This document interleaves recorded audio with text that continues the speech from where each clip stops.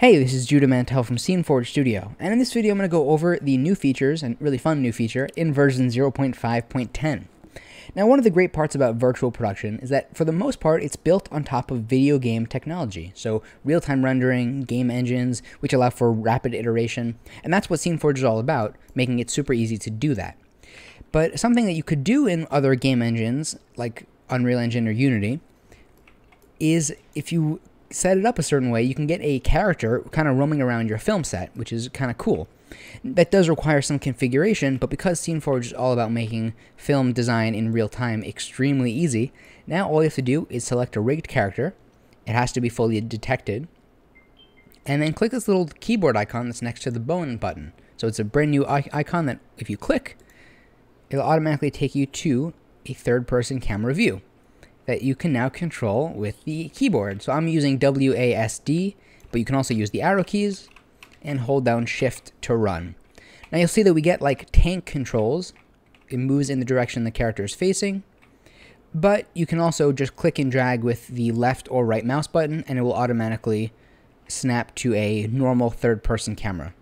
So this is just a great way of walking around your set at full scale from a perspective of like a video game.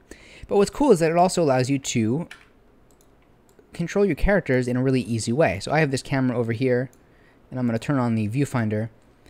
And if I select the character and go into movement mode, now I can control my actor here. And I can click and drag to get a different perspective as I move the camera around. So there's a couple limitations. One is that there's no jump at the moment, and there's no other interactions besides moving. Those will be added in the future. But the other limitation is that this only works with characters that have a pivot point at the feet. So this Obi-Wan character from a previous video does work fine.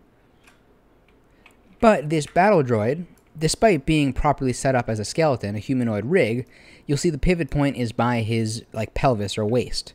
That basically confuses the system a little bit. So when you embody the character, his feet kind of flip up like that.